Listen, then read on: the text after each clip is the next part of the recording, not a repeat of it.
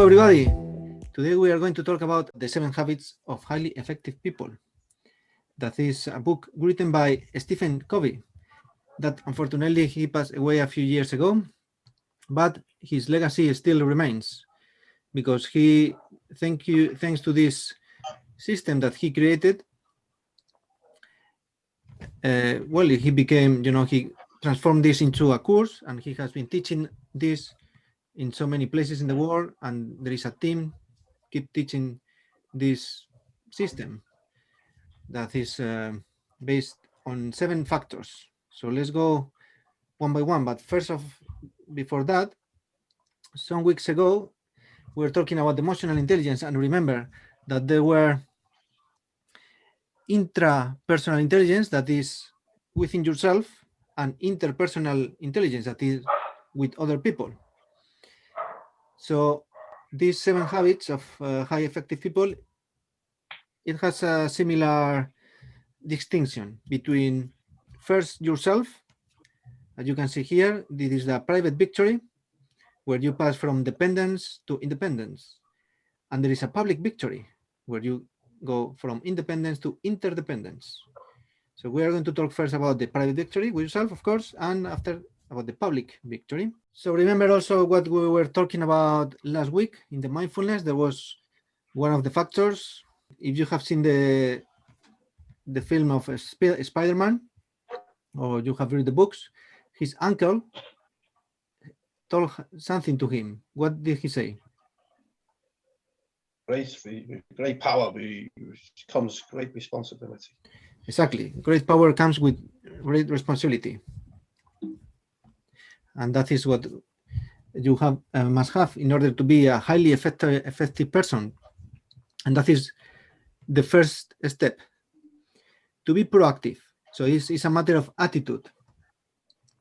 Well, many factors are about attitude, but this is about where you want to focus on. We have a circle of influence where we can do something. Our actions can create changes. And there is a circle of concern where, for some reason, we cannot modify or change that. Or maybe not at this time, maybe in the future, but not at this time.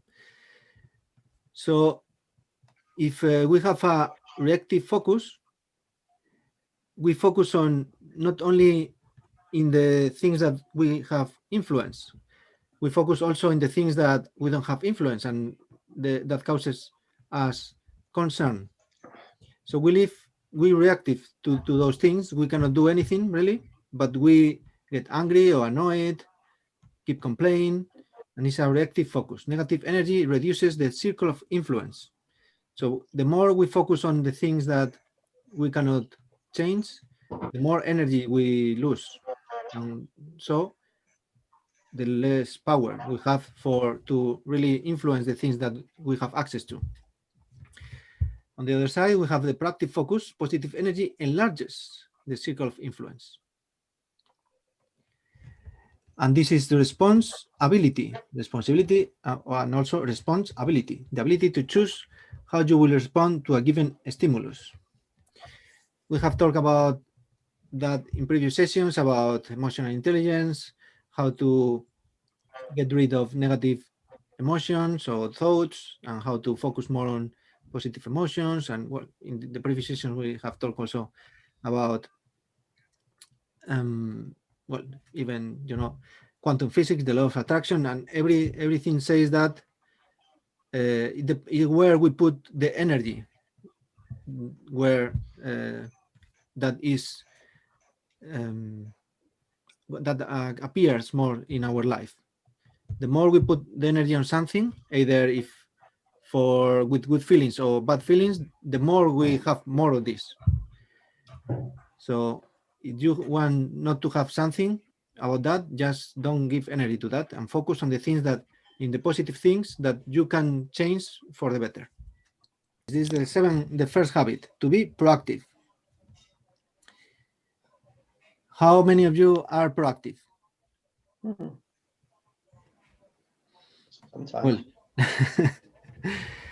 You should be proactive, otherwise, you cannot do too much. But depends on what you are doing. I mean, your profession, etc. Maybe you don't need to be very proactive. But for example, if you are an entrepreneur, you have to be very proactive. But in general, it's good to be proactive instead of reactive.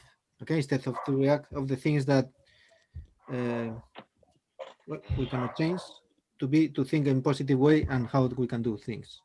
All right, let's move on. So this is also we saw this. Give us some example. Sorry. Maybe you can give some example of this proactivity. Okay, we are going to see this. Maybe with this you can understand more. In the emotional intelligence part, and well, in other talks we have had, we said this about the three interdependent dimensions and behavior. If we have a situation, we think, depending on the situation we have in front of us, we think in some or other way. For example, if we are driving a car and there is another car driver and for some reason he is angry and he's insulting us and, well, not being very nice to us, usually we react to that and then we get angry also and we insult back. But we can do differently. We can be proactive and we can see what is the benefit or the result, the outcome that we want from each situation. And then depending on that outcome, we can proact in a different way. So probably that person is, I mean, he is having or she's having a bad day and it's nothing about us. But if we react to that, we are wasting that energy and, like putting some bad feelings in our body, poison our body, as we have told in other talks. But, we have the power to think however we want. And we have the power to control our internal dialogue that flows constantly. We have thoughts all the time, but we can control those thoughts. Insert thoughts whenever we want, new thoughts, or remove with techniques that we have seen in other sessions, those thoughts. And this constant thinking that we have is usually automatic, quick, short, and controllable, that trigger emotions. But that comes usually from our subconscious mind, well, complemented with our conscious mind. But if we change our habits and be proactive and be, for example, more positive thinking, etc., our subconscious mind will, we can reprogram our subconscious mind, and those automatic thoughts can be different and can be more positive. So now, depending on how we think, then we feel. Our thoughts bring us feelings, and depending on how we feel, we act. So if we are feeling happy, we act. We have more energy to do things, and we are more creative, and we say hello to people in the street, smile, etc. But if we are thinking, negative emotions, and then, so therefore feeling not nice, then we don't have too much energy to do things. We are maybe aloof. We are in a different way. And depending on how we act, that is how we think also. Depending on the results, outcome that comes from our acts, we get a new situation and then we think. So it's all a circle. So we can make this circle a virtuous circle or a not so nice circle. So it depends on you. What kind of circle would you like to have here? And remember, our thoughts are essential because our thoughts lead to acts. Our acts lead to habits. Our habits lead to character. And our character will determine our eternal destiny. Oh, interesting. Well, so yeah, a habit is just an action that you do repeatedly without thinking. It is stored in your subconscious mind. So we can change the habits that are not beneficial for us. First, consciously being very aware of that and making an effort to change that, but after some time it becoming a new habit, and then depending on the habits we have, that leads to the character, and then our destiny. I don't know if I have answered the question before about the examples.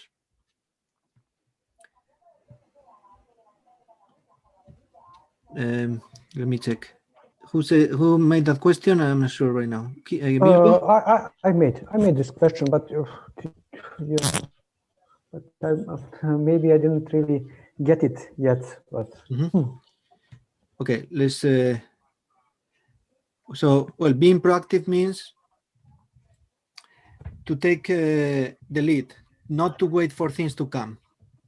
So no, I mean, I thought maybe give us your example from your day-to-day, for example, or your last week, or something like that.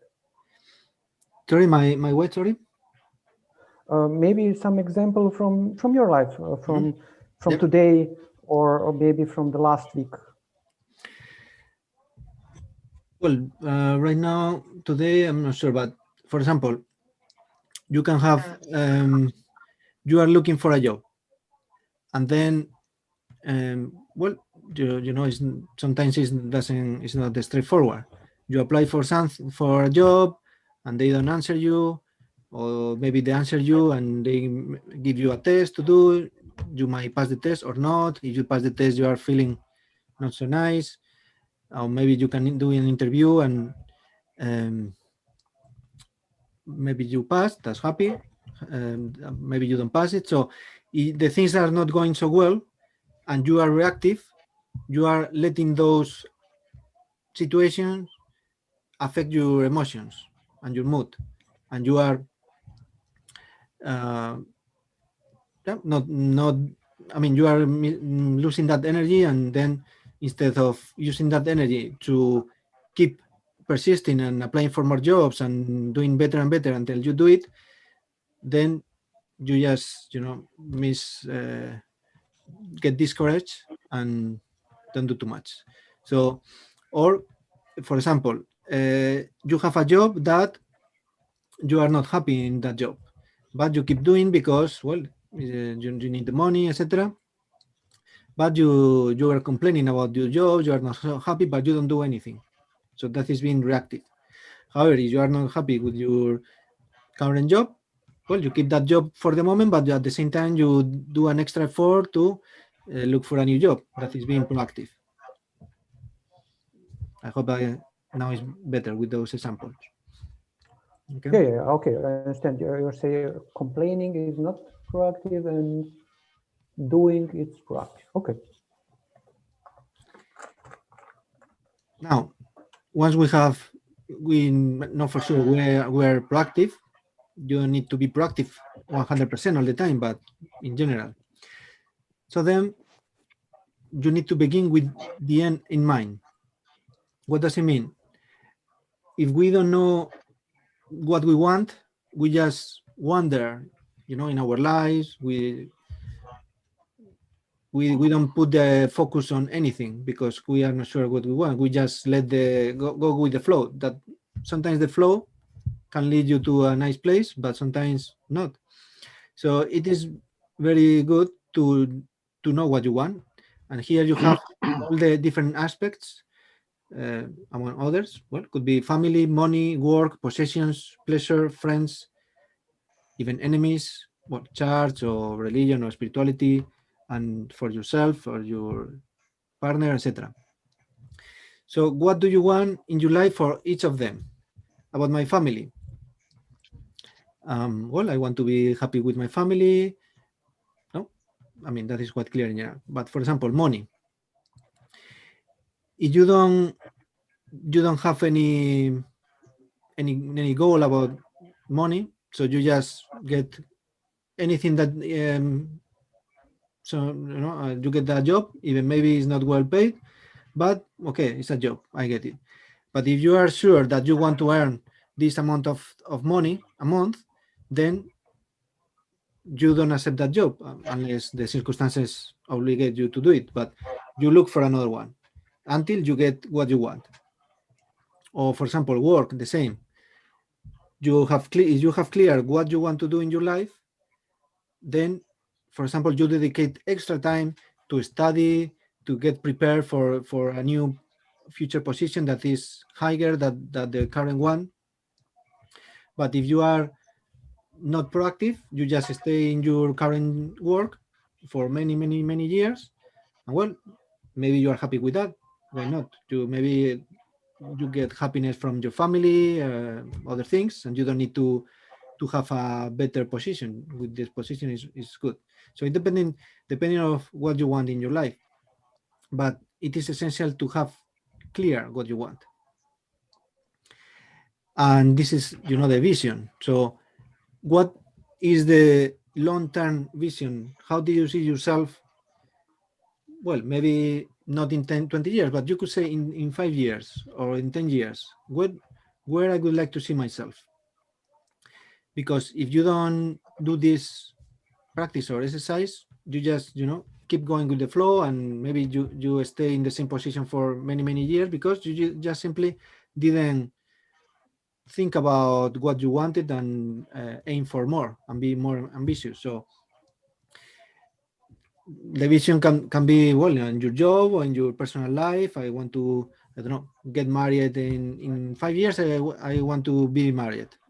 Okay, so then you might need to take some actions, and instead of just waiting at your home for something to come, you take action.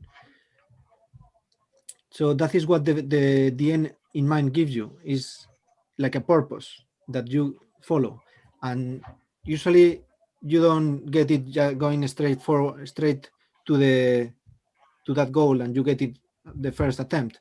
You usually have to, well, go aside a little bit and then go to the other side. But if you keep having that vision, you keep progressing, and little by little you are approaching to that.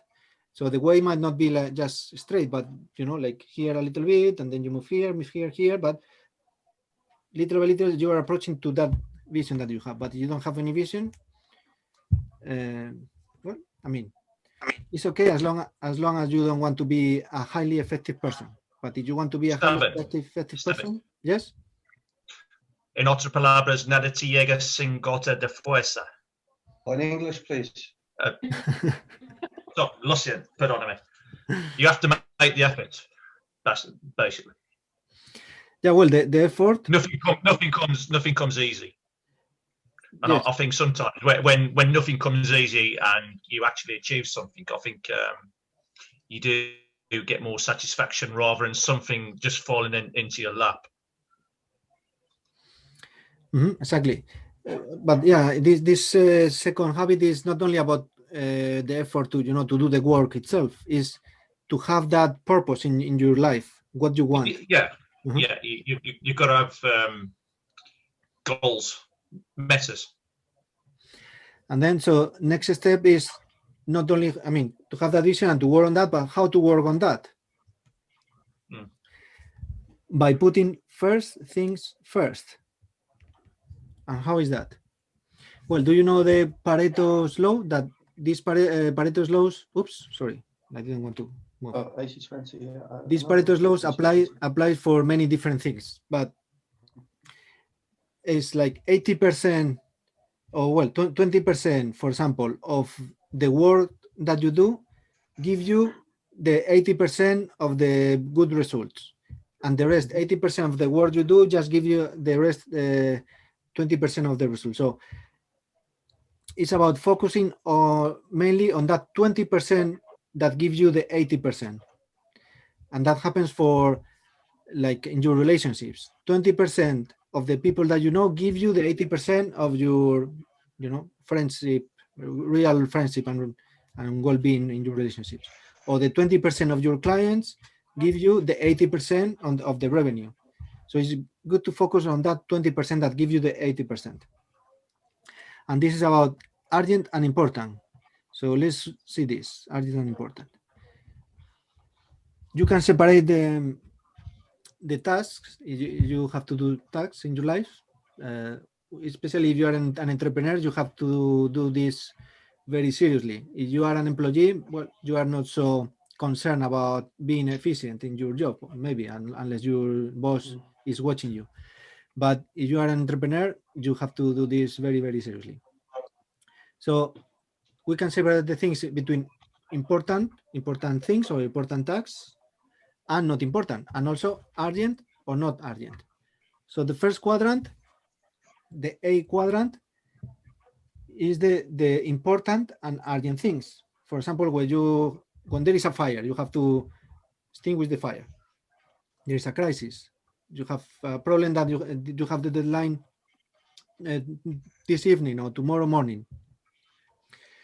You have to something urgent that came up, and you have to solve it, or maybe a call that you have to do at that very moment. So the way to work on that is to anticipate on that, because as we'll see, this is not the ideal quadrant to be. We're going to see that now, and so we are going to focus on the very urgent and important things, and then start with them first. But okay, well, let's see that as a summary after. So important but not urgent. For example, crisis preparation and prevention, planning, new opportunities. Well, for example, things that are important in your work, things that have to be done, yes or yes, they have to be done, but they don't have to be done for tomorrow. Maybe you have a week or even a month. But it is good to identify those, because that is the best quadrant to be in the working in the important things, but don't urgent. Because if you don't do this work properly, you are going to end up in the A quadrant, doing things very urgently and with fires. So you don't want that.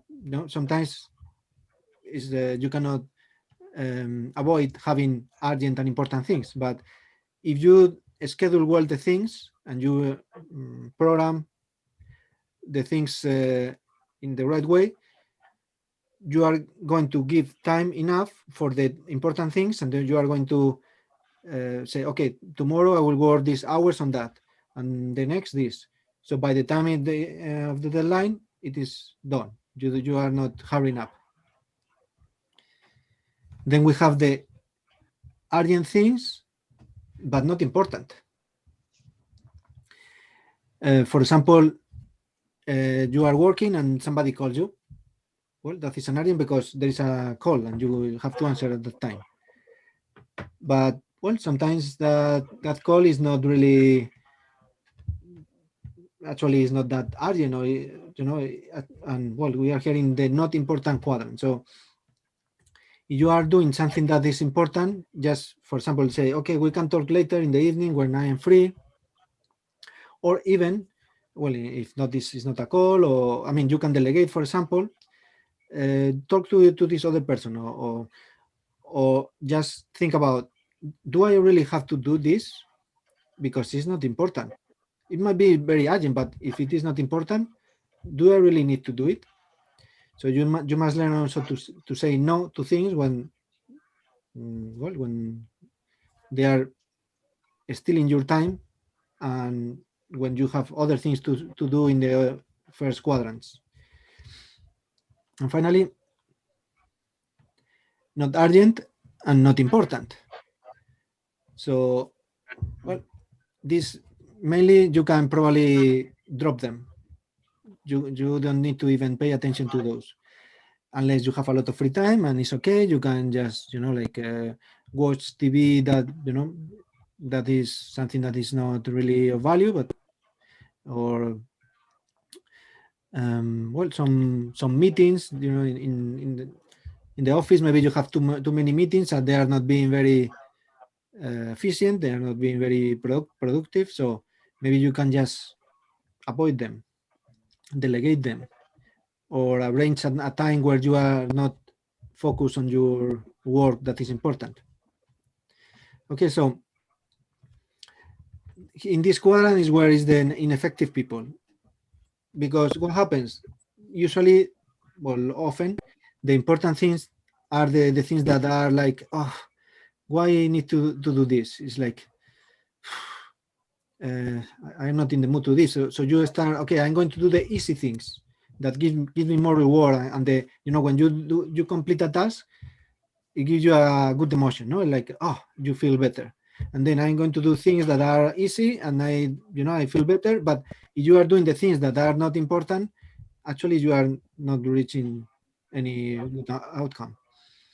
So yeah, it's about distinguish the things that are important. And there is another book by Brian Tracy that is called Eat That Frog. That frog is, so you have you have the tasks, a list of tasks that you have to do, and you can put like A, B, C, D, depending if it is in this quadrant, second quadrant, third or fourth quadrant, A, B, C, D. Okay, and then for the ones that have the A, if there are more than one, you can put A1, A2, A3. All right. So the A1 is the task that you have to do right now. I mean, the first thing, and sometimes it's an unpleasant task. It's something boring or something that I don't know. I don't like to do it. But if it is, you have identified it as an urgent and the most important. Well, to be an effective person, highly effective or efficient person, you have to do it. So that is the frog. Sometimes eating a frog can be disgusting, but that book tells you that eat that frog. So that is the very thing you need to do. And once you do that, it will give you an emotional reward because, oh, I did it, and then gives you more energy to do the rest of the things. So this is something that I don't know if you have done before, but it's something to work on that. I shall remember to eat the frog. Eat that frog, yeah. We could do maybe another session about time management, but whenever I have tried to do a time management course or workshop, there was not too many people. I mean, it doesn't create a lot of excitement to do a workshop about time management because, well, the people who really need time management, as I say, as the people who are usually like entrepreneurs, they have a business and they don't have excuses. So if you are an employee, okay, well, I can do this. I get paid anyway, so. Unless your boss is watching you or you are, very good employee and you do your tasks well, but usually people don't care too much about those things. But, well, this is especially about your work, but in general, in your life, if you want, for example, to find your love because you want to get married in 5 years or in 10 years, well, the first thing to do, important and, well, urgent or maybe not so urgent, depending on what is the deadline, is to take action to look for a partner. I don't know, there are different ways. So instead of just, I don't know, I am shy, I want to get married one day, but I am shy and I don't want to do anything. Okay, so you are just focusing on the not important things and your time passes and passes and passes. Okay, so remember, you can be happy anyway, but today is about being an effective and efficient person. So once you have these 3 things: to be proactive, to begin with the end in mind, and to put things first, you reach your private victory. Well done. Who of you has this private victory already? I don't hear many. All right. And then you will go from dependence to independence. And now that you imagine that you are an independent person, what's next? Well, you can do very, very good things for yourself, but now it's also to think about the other people. It's about thinking about win-win. It's about a mentality, a mindset of abundance. So it's not like, oh, if I get more, I mean, in order for me to get more or to to be richer or whatever, other people has to lose. Or everybody can win something So is to have this mindset, to look for cooperation instead of competition. And there are different communication styles, depending of if it is like interest of the other's desired satisfaction and the self-interest desired satisfaction. Okay, this is the self-interest and this is the interest for the others. What happens if we don't have any interest? I don't know. We are just nihilists. We don't have any interest about anything, neither myself or other people. So we just avoid even meeting people or interacting, communicating with people. We don't do anything, right? But most usually we are somewhere here. So if we are, like very competitive and we always want to win, no matter if the other person is bad for them. So we are aggressive. This is the style, aggressive style, communication style. And this is the win-lose. However, you can be this accommodation style. So, well, the kind of people like, well, I think we all are at least sometimes this kind of people. No, sometimes we want the other person to get happy or satisfied, and then we take that from ourselves. So we lose in order to the other person to win. And again, this is not the ideal situation. So the ideal situation is to be assertive, to look for a collaborative win-win situation. Next week, we are going to talk about persuasion and also assertiveness. That is, it's not the same, but it's related. Okay, so I just include the two topics in the same session: persuasion and assertiveness. So we are going to focus on this quadrant, to the win-win quadrant, to be assertive. Right. So this is the win-win mindset. Now, once we have that win-win mindset, the things that we must do is to seek to understand, then to be understood. If you want to be an effective person, you have to do this. If not, it's okay. You can talk all you want without listening. But I recommend you to listen, not only to be an effective person, but because there are other advantages or other benefits, starting from the other person that you are talking to. If you are a good listener, the other person will feel valued, that he or she knows that you are listening to him, that you are or her putting attention and looking for maybe answers or solutions.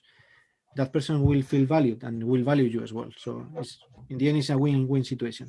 So instead of just put your opinion or maybe you want to reach an agreement and then you just I want this and this. So instead of that, first listen what the other person wants, and then you will have an advantage because you will know what the other person wants, and then you can play with that. Play well in the good way. I mean, you can like reach an agreement in different ways. Like okay, if you want this, I can give you this, and then in exchange I will get this other thing. But if you just start like I want this, and then the other person will maybe close the communication. So active listening is a very good skill. How to be an active listener? I think we have seen this in other times also, but we're going to review. So first of all, avoiding interrupting the speaker, avoiding judgment or to prove the other person is wrong. Don't be defensive. Remember one of the 4 agreements that we saw some weeks ago. Don't take things personally, and then you will not be defensive. Well, this is the idea. Sometimes, it's not easy, but well, the less defensive you are, the better. Don't offer help or premature solutions. So maybe a person is telling us something happened to a person not nice, and then we are just looking in our mind is looking for solutions. But maybe that other person is just want to share with that and feel better just sharing with somebody. So, well, I fall into this quite, like if somebody tells me a problem, I immediately I look for a solution, and sometimes the person don't want a solution, doesn't want a solution. They want to be listened and to be supported. Avoid expression that represent the rejection of what the person is feeling. Oh, okay, don't worry, this is nothing. Calm down. You are making the other person feel that you are not listening, that you are not understand their feelings. You don't take seriously their feelings. Travis raised the hand. Okay, Travis, what do you want to say or ask? I asked about it. It's just what you said then. It's quite interesting that people who are interesting, people who are interested in something are interesting. So what tends to happen if we're around people who ask us lots of questions, we tend to gravitate towards them because they're interested in us. So it's that famous saying, isn't it? People like people who are like them. It's, like a salesperson. A salesperson, when they come up to you, they want to sell something to you. They'll ask you lots of questions about yourself. They never talk about themselves. They ask about you. And because they ask about you, it tends to get that person to open up a lot more. It's like a sales technique. It's one of the things that it says in the book, as far as I'm aware. I was just wondering about what your thoughts on that are on that. Yes, that is very human. We just want to talk sometimes and express our feelings, our thoughts, without trying to understand the other person first. So yeah, that's exactly what is about this habit, is to put first the other person, to listen to that person, and then once you understand everything about what she wants or he wants or needs, then you can, what you want, then you can try to find a win-win situation. So just to clarify, so what we need to do is try and put that person first all the time, and try so we can get as much information out of them that makes them feel good. In return, we get what we want. So do we tend to give that person all the attention first? I don't know if I'm wording it right, sorry. Yeah, well, all the time, I mean, depending on the circumstances, but in general, it's a good practice to put that person first and understand what the other person wants, and then we have more information to to try to reach that win-win agreement or situation. So it's like in business when they always say customer first, and it's all about the customer's needs. So you put their needs before your own. Is that what it means? Yes, exactly. So now the customer-centered philosophy is getting more and more, nowadays is being very valued, because actually, in the companies most of the companies that success is because of that, because they understand what their customer wants, and they give that. So instead of just offering whatever they think is good, they check what they want, what they need, and then you just adapt to what they want, or to give the service. And not only that, is to the treatment that you have to that client. So if you have you listen to the client and try to solve that situation, etc., that person will be happier and will recommend you to other people. I mean, other people to that. I mean, will recommend your services, your products. However, if you just want to make the sale and that's it, and then maybe that you do it, you get it, you do the sale, but then the other person maybe after will maybe regret, I didn't really want to buy this. It was just the seller was so persuasive that I just did it, but then I regret. So in the end, it's not a win-win situation, because or win. It's a win-lose, and in the end you will lose as well, because that client will not come back to you and will not recommend you. Right. It's like Amazon's model, isn't it? That what their model is, their philosophy is to customer first always. And because that's been their model since the beginning. Now they're the biggest company in the world because of that. So they always put the customer first. So the more we give, the more we get, basically. So it's about service, constant service, and putting that person first all the time, filling the other person's needs before our own. Because once the other person's needs are met, then in return, they'll meet our needs. Is that right? Yes. So yeah, Amazon. Well, I remember a company Zappos. I don't know if you remember Zappos. Yeah. Amazon bought Zappos, and Zappos or Zappos, I don't know how you say in English. The slogan was delivering happiness. So that was the leitmotif of that company, is to deliver happiness to their clients. And so that's why they started selling shoes online. And if you want to change those shoes or just return, you get the money back, no questions, and no, I mean, all the full refund. So people were pretty assured, even though shoes are not the best thing to buy online, because you need to try. But if you say, okay, I can try, if it's not good, I can return, get my money back, or get a new one. So you don't lose any. The client that doesn't have anything to lose. So thanks to that, they became so successful, because the clients were happy. That was their philosophy. That was their leitmotif. And yeah, Amazon have followed as well. They bought them, and they have the same philosophy. Yes. Okay, more about active listening. You have to have a psychological disposition. The only thing that exists is our interlocutor. Well, we are all humans, and sometimes we are talking with somebody, and then our thoughts go to another way, another place, and then, oh, sorry, I come back. Like that happens to all of us. But well, it's a good practice to expressly say, okay, I'm going to focus on what that person is telling me. I mean, it's not a great effort. You just listen and focus on to receive, not to emit. So instead of just being thinking of, okay, what I'm going to answer next, just focus on listening, get all the information, and then after you will think about what I'm going to answer. Not to be thinking what I will say next. That is what I said. To identify the content of their verbal expressions.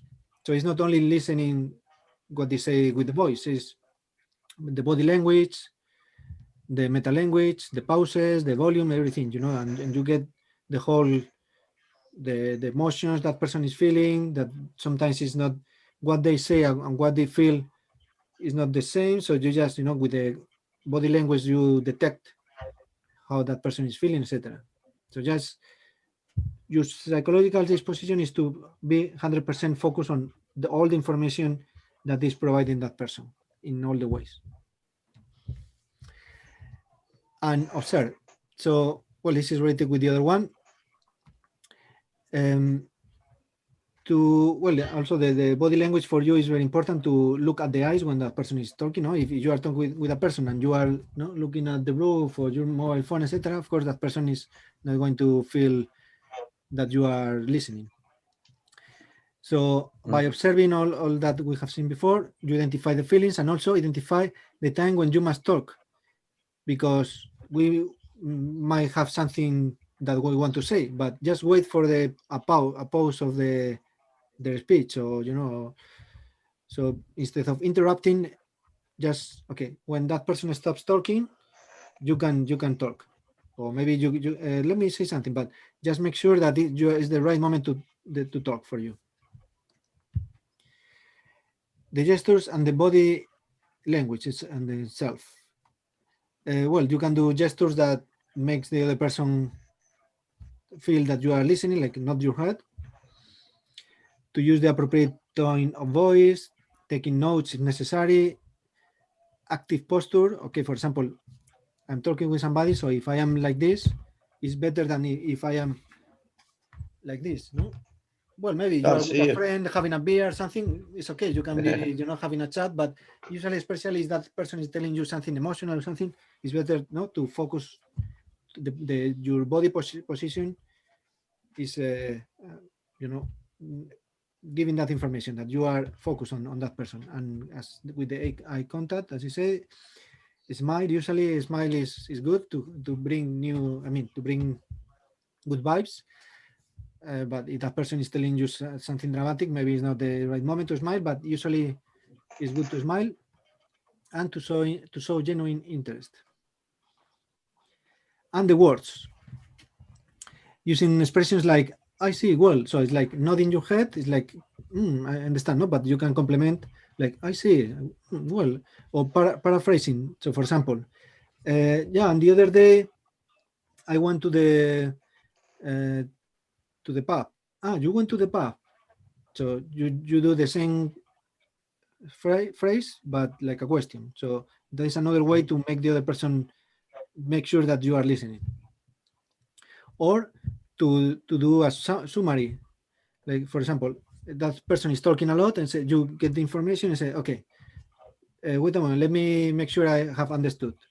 So you mean this and this, right? And yes, okay, so, and if you don't have all the information or you want more, just ask for more, right? So this is the active listening skills, how you can have this habit.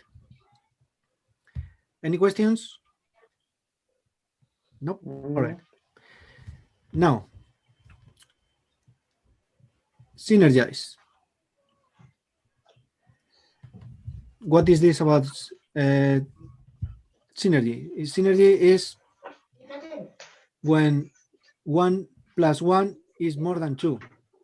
That is synergy. When the sum of what you do and the sum of the other person does together creates something bigger than just in the independent addition. So that allows us to value the differences in other people, because not all are the same, but with the active listening habit, you get to understand the other person, even it is not your same mindset, but you can understand each other better. You both listen and have the disposition to understand and get understood. Sidestep negative energy. Exercise courage, because this is also about being proactive. You look for cooperation, and also catalyze creativity. Well, in Spanish we have a saying: 4 eyes look more than 2, or see more than 2. 4 eyes see more than 2. Okay, so together you can create bigger things than only 1 + 1. So we'll have this defensive. If you are defensive in win-lose or lose-win situation, that is kind of one step. Another step better is to be respectful. Like, just, okay, I will reach an agreement and that's all. I will not, be just conflictive or anything. I just do my work, and I'm going to look for a compromise to reach a deal. But you can go one step further. That this is to be synergistic. That is to look for that win-win situation. That when 1 + 1 equals more than 2, and when the whole is greater than the sum of its parts. That is what I said before. Any questions? So that is the public victory. You do those all things, you reach the public victory. Think win-win. To listen before you talk, and to synergize. But that is not all. As you can see on your left here, there is something else. The 7th habit is sharpen the saw. You can see these guys, are doing a great effort to move this, and these other guys say, "Hey, come on, you can use this wheel that is rounded. It will be easier." I say, "No, I'm too busy. We are too busy." So that happens. That happens to all of us, no? Sometimes, no? Like we are too busy doing something, and we don't realize that if we stop for a moment and maybe practice a new skill or learn something new, we will do better and more efficiently after. And so this has some dimensions, this Sharpen the Saw. How we can keep improving and growing in the physical and mental dimension. The physical dimension, eat well, have rest, exercise, etc.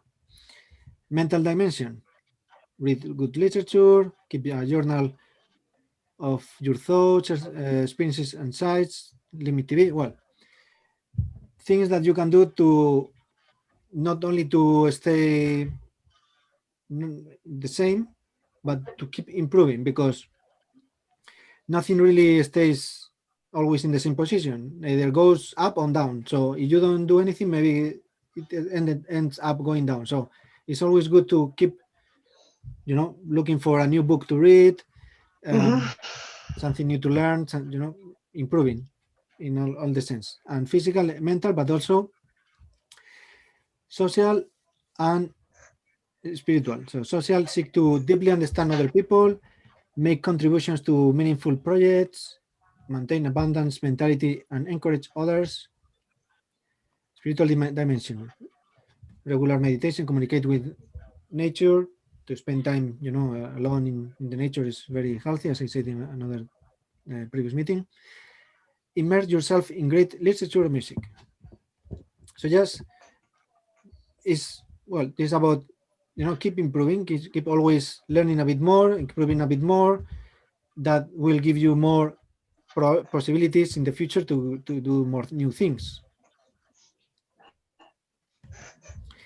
So that is the 7 habits of the highly effective people. Remember, to be from dependence to independence, the private victory. Be proactive, begin with the end in mind, and put first things first. And then with other people, not only with you, from independence to interdependence. Think win-win, seek to understand then to be understood, and synergize. So that is all the 7 habits of the highly, well, here it says high, but I think it's highly effective people. How do you think about this? And remember, it's all your responsibility if you want to become a highly effective person. Thank you. That's it, the presentation. Any more questions? Any comments? Are you highly effective? Will you be more after today? It's interesting, Esteban. I think some of these sort of like philosophies, they cross over with others. I mean, some philosophies would say, yeah, you should be like a leaf in the breeze and see what the universe offers you. Other times you need to have goals, but sometimes you can fixate on goals. So I think there's something to be taken from this and something to be taken from that. I think there's a lot to be said for that. Yeah, you're setting goals and give yourself something ambitious to aim for. I recently set myself a goal. 10 years, I want to be able to at least semi-retire. Okay, so to do that, I'm self-employed. I pick you up in my taxi. I drive a taxi. Okay, what I want to do is I want to buy some property so I have some tenants who pay me rent. So then I don't have to work and I have an income because I don't have a private pension. And then with that will give me time. So that's a focus that I have. I also, I want to get fit. I've got this Kilimanjaro challenge. It says a medium term. This is maybe 6 months away. And having targets to set it gives you focus. And there are things, maybe a relationship. Maybe, I don't know, there's a question mark. I don't know if it's a good idea or not. But there is things that you know, to be explored and to aim for. And I think there is something to be said to have targets. But at the same time, you can be too far, you can be too focused. I think sometimes I've been known to fixate on, well, certain individuals or certain jobs or certain careers. And I wanted to be a teacher. I trained to be a teacher for 5 years. I've tried. And then it just wasn't happening. So what you do, you just, you go and try something else.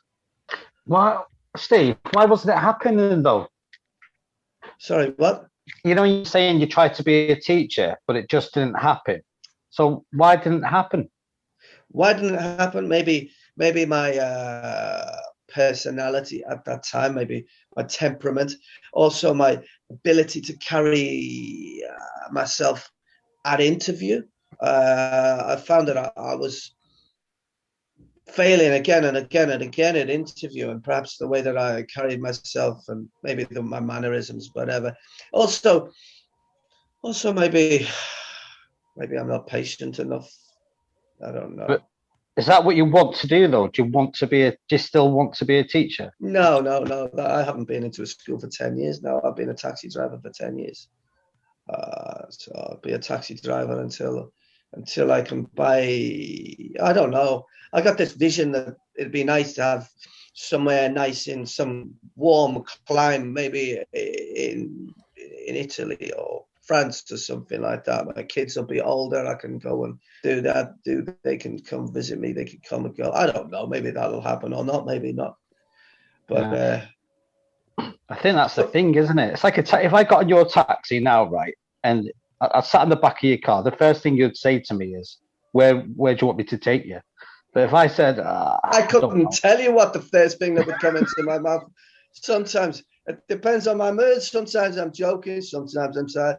Ask Esteban. He got in my taxi. Then I ended up going to his dancing. I'm doing salsa dancing lessons with him, and then from salsa dancing, I'm doing Zoom lessons on how to become a successful human.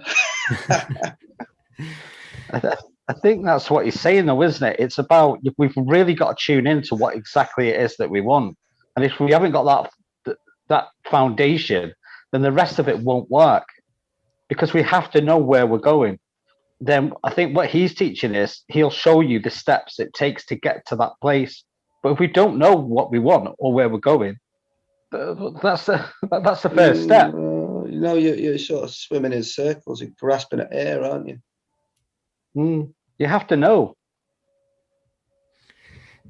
Yeah. So if you don't know, well, Stephen, if you want to retire earlier than usual, then you still have many years in advance to think how, and you start, preparing the strategy. So that is about, be proactive, then set the vision, and then put first things first. So then, well, it's not an urgent task, but you start already thinking within the next 10 years, what do I have to do to reach that? And then, okay, this year I will reach these milestones. I have to tell you though, Esteban, I have to say the things like these Zoom meetings, and they help me. I don't know, they're positive. I feel stronger. I feel fitter. I got muscles, man. I got muscles. I can actually feel. I got a direction. It's good. It's things like the meditation. I watched the video, the Inner World, Outer World. That was quite spacey, man, but it's good. It's interesting. It gives you a different kind of like perspectives and different, and I also think it's so much easier to look at life when you've got a calm mind and I've been, meditating and stuff like that to try, and I'm not always calm, man. Sometimes I'm a frantic beast, but it's when you're calm, things just seem to, I don't know, be clearer, Yeah, it is good to meditate every day. I mean, there are many different ways to meditate. No, it could be the typical, no, be like this, but also, well, just having a walk alone, you can meditate. So I heard there was I don't remember the exact word, but it's like you are too busy to meditate even, I don't know, 10 minutes, you should meditate 1 hour or half an hour, so just make time to think, the big picture of your life, what you want, what is the current situation, how you can change, and then that's that time, and also feed your soul with, this peaceful feeling. So yeah, I think it's a good practice to meditate. It can be in different ways, even dancing is a way of meditation, yoga, etc. But yeah, this is a good practice to do this. Are you taking me back to salsa dancing now? Yeah, Archie is also looking forward to that. I know it. Yes, let's hopefully soon. Yeah. And well, yeah. So it's about. It's very important to have a vision for your life in the different aspects, no, of your life, in relationships, in work, etc. Because I mean, the longer the time, the farther the deadline, the more ambitious you can be, because you have, I don't know, I can be president of Spain, but not tomorrow, impossible. But I don't know, maybe in 20 years I could get it, no, if I work on that. I don't know if this is just some imagination, but right now it's not like a sure goal. But I don't know. Sometimes I dream awake watching the current politics and say, oh my God, I would do very different, and I would do this. So maybe not in 5-10 years, but maybe 20. Well, I have time to prepare for that. But that is just a kind of fantasy. But maybe, I mean, who knows? People now live more than 100 years, and that is what I plan to do. That is my vision. So I have many years to do many things. But the other, for example, the Quantum Life University. So a step forward is to do these talks every week. I'm practicing. I am, getting your feedback to improve the talks and create, to be better each time and to do better presentations. At the same time, I have done some studying about teaching, etc., and certifications. So just going in that direction, little by little. Well, at the same time, I'm doing other things so I have a little problem that is I'm not so 100% focused, and that's why I lose some energy, because that's another problem. But yeah, I mean, eventually, if you go in that direction and you have a vision, you set your goals and you plan, and then in the second part, that is very important to look for collaborations, win-win situations, listen to other people, and because alone you can, how is that? It's like you can go alone, you can go quick, but to go far you must go with company or something like that. I mean, you know what I mean? It's like being alone is more difficult to reach ambitious goals. So but well, just thinking in the future collaboration, etc. So it just the first step is to have that vision for what you want, and depending on how far is it, the deadline, you have can take some actions, other actions, but that is the first point, in my opinion. You also talked about the way that you interact. Okay, sometimes almost submissively, wanting to please. You talk about assertiveness. I'm being collaborative. I think being collaborative is probably the best, but I think at different times in different situations, people are sometimes aggressive. The same person can be in different situations. It's very. I don't know. I know me. I know me personally. Sometimes I'm assertive. Sometimes I'm. Well, sometimes you need to be firm, to defend your rights. I mean, the more assertive you are, the better, of course. And if you can be assertive 100% of the time, that is the ideal. And you can be firm and assertive. You can defend your rights in an assertive way, so that is compatible. But yes, sometimes you need to be a little more rough than others, depending of how the other person is behaving as well. But yes, you can modify. You can play the role that you want to play in depending of each situation. But yeah, nobody wants to seem needy but also sometimes you do want to please people. I don't know. Sometimes I think that's a weakness, but I think the collaborative sort of approach is probably the ideal. Is that right? Do you think? Yeah, well, it's to find a balance. It's good to please other people as much as you can, as long as you are well. I think I put this example. If you have for example, this glass, if you have the glass empty, you cannot give water to anybody. So you need first to fill your own glass. Yes. With energy and to well-being, confidence. And once it is full or almost full, you can give to others and keep replenishing. But yeah, I kind of like the idea of energy. I mean, and you talk about in previous videos, you talk about resonance, and I find that really interesting. I think that at times my resonance has been quite low, and I want to raise my resonance. I want to be able to, be the glowing individual that attracts and makes people happy and warm to be around. That would be the ideal, and to have that. But sometimes you slunk into that, and then you just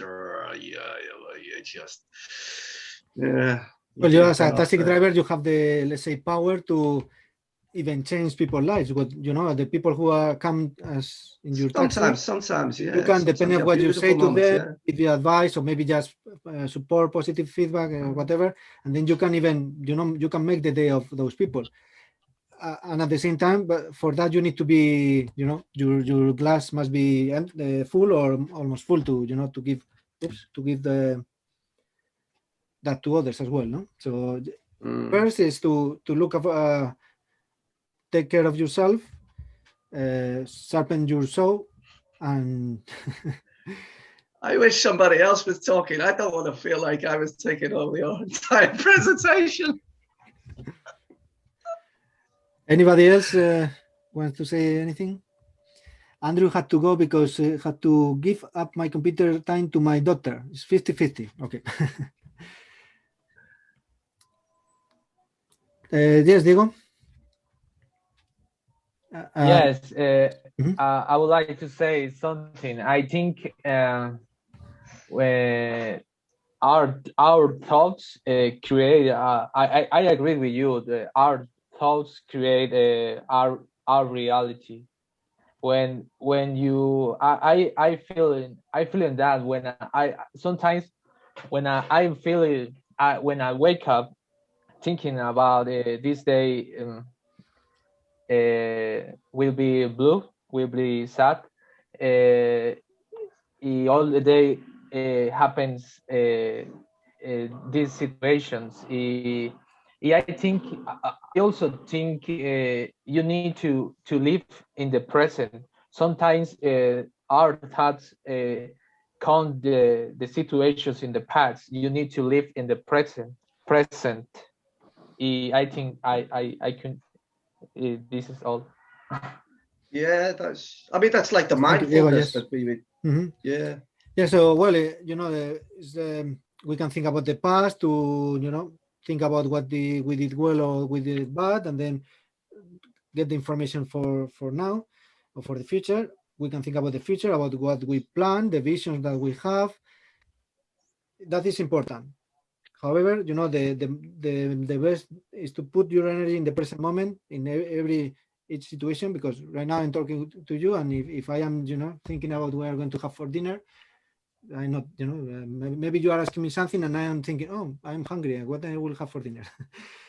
So I put all my full energy here right now, and after in the dinner I will put my energy in the dinner. So yes. May I say something to the subject? Hi everybody. Yes. Yeah, I'm keeping quiet and I'm listening behind, right? So I think like, correct me if I'm wrong actually, but I think like if you want to achieve something and you got your vision in front of you, like it has been mentioned, someone wants to be a teacher or anything like that. And the first thing is that you need to establish like whether you really want it, right? And if you really want it, put the steps down and maybe write it down what I need to do to get there. It's going to be maybe painful, but if you want something, it's in your vision, is there. I think we as a human, we just gonna do it naturally because we are capable and we're going after dreams and nothing can stop us. But you need to prioritize yourself as a first person. Is that helps? Like in my opinion, if I want to stay healthy or I want to achieve something, I really need to go after that, even though it sometimes sounds so selfish, but that's our like a nature if you want to do it, but it needs to be very strong between us. I think it's selfish. Yes, Gabriela, thank you. Yes, and one of the things that you said, actually, I didn't say that, and is important, is to write down your goals, because a goal that is not written down is just a desire. You know, it's like, oh, I wish this. So you write down the goals and say, okay, you know, an exercise that I do, and in Liverpool I had some interns, and I always did this to them. This exercise is what, like in 5 years, what different goals, you know, like I want this, you know, it has to be specific and measurable. I don't know if you know, have you heard about the SMART goals? It's not the time right now to talk about this, but so, well, a little bit, something to be very specific, you know, and something that you can measure. Otherwise, if you cannot measure, you cannot know if you reach the goal or not. Okay, so for example, I want to become a millionaire. Well, that is very abstract, no? I want to earn every year this amount of money, no, for example, and also a deadline. So this specific and measurable goal and this deadline. Okay, and then once you have, you know, the long term, let's say 5 years, you can do the same exercise for 1 year time. So like in order to reach those goals, long-term goals in 5 years, what do I need to do within the next year? Okay, and you put the things that you have to do this year, and then you can come closer, like 4 months, for example, and then 1 month. So it's quite, you know, it's have to put the effort to do this exercise, but actually it gives you, you know, you have that on paper, and then, you know, it is very nice when you do this, and then you click, check. That is a very nice feeling when you like nice ticking exercise. Exactly. So yeah, written down your goals is very important, and it's help you to keep on track, or maybe also to have a coach, you know, somebody to support you, etc. Travis, your turn. Sorry, go ahead. Yes. Do you think? Gabriela, yes. Yeah. Do you think friends or, you know, circle of people or surrounders is important for you to achieve your goals or to get there where you want to go? Yes, I think it's very important. Of course, if you have people around you who support you, it's much better than if you have people around you who don't believe in you, who tell you, oh, you are not going to get this is stupid. You know, of course, it's very important. So, well, sometimes we cannot choose the people who are around us, especially our family. However, we can choose and, you know, hang out with like-minded people, you know, join forums on internet, or, you know, or, well, events like this. I don't know. Look, you can be proactive and look for people alike that where you will find support. Yes. So this is very important. Yes. Thank you. Travis, sorry, now go ahead. Yeah, mate. It was, I had my hand up about 10 minutes ago, so it was basically what you said before, but there's lots of things I'd like to point on. It's about Steve, because when Steve was saying that, you can hear when he's talking, you can hear him. He's like, I'd love to live in Italy with this beautiful, and he's got this vision in his head and this picture in his mind and this way of life that he wants to achieve. But then what he does, he shuts himself down. So he'll say, I want to be living this enlightened, happy place, but that I could never achieve that. So it's like he wants to go there, but he sabotages it at the same time.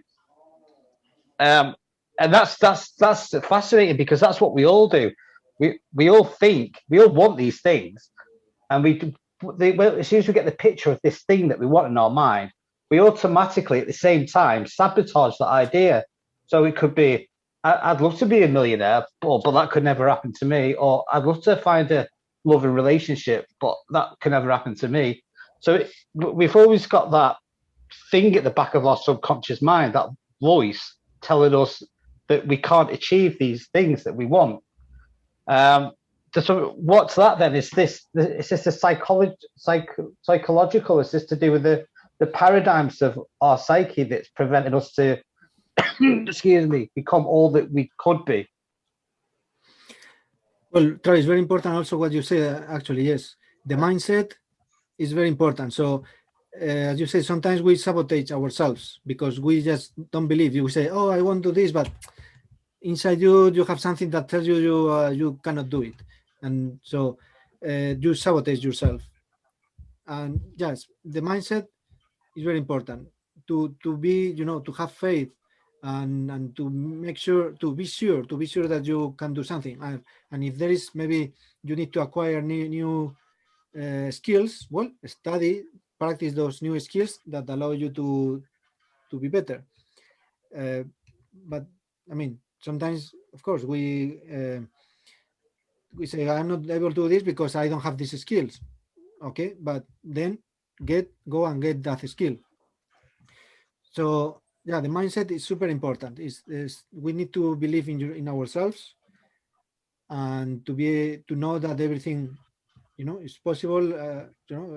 We might need maybe longer time to achieve that, but if we get, work on that, eventually we can get there. So the mindset, yeah, as you say, Travis, very, very well pointed out, is very important. Yeah. Sorry, mate. Fella, I was just going to say, I'll bet you're a tenner to get me house in Spain. You will get it, mate. If you don't get it, you owe me a tenner. How's that? Yeah, Yeah, because that'll motivate you. You're a Mancunian, aren't you? Well, kind of. Scouse, Manchester. Yeah, that'll make it worse. Where you, Liverpool? Yeah, of course, yeah. Yeah, I can tell. I'm sure, yeah. But yeah, Chester, so I'm between Liverpool all and right, Manchester. yeah. Posh fella then, yeah. Yeah, we'll be back. Yeah, Steve, what it is, mate, you're dead interesting like everyone else, right? We've got this, we want these things, but then we've got limited beliefs, haven't we? Maybe and that's what it is. I'm worried about my daughter let me go. I'm worried about my daughter let me go, you see. Yeah. She won't let me go to the shop for 10 minutes. I know she's only 10. It's because she loves you, doesn't it? Well, that's a nice thing. Imagine she ignored you. She didn't respect her. It's a chicken. Yeah. But yeah, the thing is that with all the problems, it is all in the mind. But it's at a deeper level of the mind, because we can consciously tell ourselves, okay, I'm happy. But if we don't get right down to the subconscious level, that's the mind that has all the power, then nothing's going to change. Yeah. We have to reprogram ourselves. It's like, because we've been hypnotized all our lives, haven't we, by the school system and our peers and friendship groups and the world around us telling us who we are and what we can achieve. And all this information has been going through our head, consciously or unconsciously. So when we decide to think for ourselves and form our own opinions, part of our brain will say, shh, don't say that, conform to the society or conform to what put other people's expectations are of you. But when you wake up from that and think, wait a minute, I've got my own mind, that's when the true power comes out, doesn't it? It's like what that lady said before. If you've got negative people around you telling you that you can't achieve something, can that affect you from achieving your goals? So in part, it can do. Gabriella. If you listen to them. Yeah, I think she's right. I think she's spot on there. Yeah, you got somebody saying. My point, if you want to achieve something, and it's not about the people who surround you, but I think you intentionally start to actually seek out those people who are gonna get you there, or who got actually similar interest as you. And right now, we are the luckiest people, in my opinion, because everything what is around us, everything what is there is just so available for us to start anything. So I believe, like, we as a people can be right now really anything what we would like to be. It's just like, Gabriella, I think somebody's saying, Gabriella, you know what? Yeah, we could do that. Yeah, whatever it was you wanted to do, you know, yeah, we could do that. Come on, let's go and do it. It's having somebody saying, yeah, we'll help you, we'll encourage you. Yeah, we could do that. And it gives you the confidence to go, yeah, all right. Because a number of times I've thought, oh, I could do this, I could do that, but oh, I couldn't do it. And then somebody going, you know, like they're putting their arm around your shoulder and saying, come on, let's go, we can do it. And it gives you, I don't know, it has done for me in the past. It's given me the... I don't mean it in this way, Stephen, it's okay. Right. So Stephen, sorry, I'm really sorry. I meant it, but I may be wrong. So I go just by my way. Like, let's say, like, I think, let's give an example. I want to be a teacher, yeah? And how I would approach it, I would actually put down, right, where I am right now, and what do I need to achieve? I will write it down on a piece of paper, right? I need this qualification, right? To get this qualification, where I need to go, right? And I will go, and then I will probably go to the meetings where already teachers are. You know, I will direct myself. But once you want something, it comes to you. You need to be just ready to accept it. And you need to really establish whether you really, really want that. Because when that's going to come to you, that's where it's actually your power is going to come. Yeah, 100%. But if you start telling people, Gabriella, like your friends, that you've got an ambition and dream and vision they say, for your life. no, you can't do that. No, yeah. Gabriella, no chance. You can never be a teacher. No, you're too short. You're too... Why? I will be the first person. Let me prove you. Let me show you. Yeah. Nah, maybe sometimes so that works. People who try to doubt you, they are maybe your challenges. They are maybe your...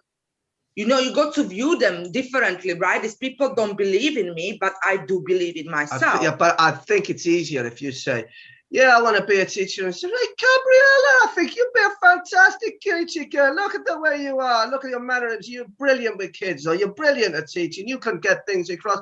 Look at them. You know, somebody who will encourage you. I think, to have your back, I think you need people... support. If you got somebody in your ear saying no, it's no good to you. Yeah, but then why would the other people affect you? Only if you let them. You're like, if people allow them to affect them. So Gabrielle, if you recognize that people don't see things as they are, they see things as they are. So people don't see the world as they are. They see, your friends will have an interpretation of their own, what's achievable for them. So if you step out the box and say, well, I'm going to be a teacher, that doesn't sit comfortable with them because they haven't got that confidence or ambition. So they'll try and put you down to their level. So, but what you'll find, if you become a teacher, the people in your life, the friendship groups you've got, they'll suddenly disappear because they won't resonate in the same vibration as you, because you're going to a higher plane. I agree with that, and I think if I don't, I think I would take it to the note, like people who do not support me in my beliefs, you will eventually find out just they are. I don't want to really go, but I think if someone doesn't support you in your beliefs, then I'm not sure if that the person's supposed to be around you. But that's my thing. Exactly, true. Yeah, so it's you need to. I think each of us, anybody. For me, it was more like how to get from this what we discussed. So I don't really want to discuss more how we can get there faster. What we need to do, like what's our 7 habits that we need to actually think to be proactive, and what else? As Gabriela said, for me, just it's also motivation. When people think or just act in a way that they don't believe in you, for me it's a motivation, like I'm going to prove them wrong, and that, you know, encourage me more. So I mean, depending, no, sometimes it can discourage you, but sometimes it can be like more motivation for you. So depending on also how you interpret it and how you make use of those feelings and use your emotional intelligence. Can I ask you something about what you just said about emotional intelligence? This is fascinating now. Can you just explain so people understand what emotional intelligence is? Yes. Well, we did one of these sessions about emotional intelligence. I will put the link here, but yeah, we'll explain briefly. Is about how to know your feelings, to understand your feelings first, and then to learn how to control your feelings. So it's and then that is intrapersonal, and then you can use the interpersonal, that is with other people. So be able to understand other people and empathize with other people, and maybe persuade people, etc. So we are going to see the persuasion next week also. It's, do you know what's interesting about that as well? It's like your mind plays tricks on you. Your mind can has fears and anxieties, but that emotional intelligence, that emotional part of you, is the truth. It's honest. It doesn't play tricks. It's like a knowingness, isn't it? You don't have to think. It's a knowingness. And people say, if you listen to your gut or listen to your heart, really get into yourself emotionally, and you find out that the world would just be so easy and effortless, and there'd be no problems. Because what I find is sometimes my gut will tell me one thing and my heart will tell me another. Which one's right, Steve? Is it your head or your heart? No, which one's right? My heart and my gut, you know, and you don't know, it just leaves you confused. Well, it's how you interpret it, isn't it? It's that inner thing it's near your stomach, isn't it? It's like it's that thing deep within yourself. There is something in that, I think, having a gut feeling. You can tell if something's a good idea or a bad idea. Your stomach tells you, I think. Yeah, you get a vibe, you get a feeling from it, an emotional response. If it feels good, go with it. Yes, Stephen, if you still want to be a teacher, it's just, to no, not anymore. Okay, but anyway, no, I'm happy. What I mean is, if you have the goal, it's just well, take your time to reach that goal. Might be depending on how ambitious and how separated from the current reality is. It might take longer or shorter, but if you set the goals and you keep stepping forward, every day, like some days maybe 1 minute, some days 8 hours, but if you keep going in that direction, eventually you will get there. But yes, now you don't want to be any teacher anymore. That's fine. I'm fairly content as a taxi driver. It suits my lifestyle. I go to work, I finish work when I want. I don't like having a boss. All right, so that's all for now. Yes. Esteban, thank you, mate. Thank you. You're very welcome. Thank you. Have all of you a nice and effective evening and week. Yeah. Thank you. Take care, mate.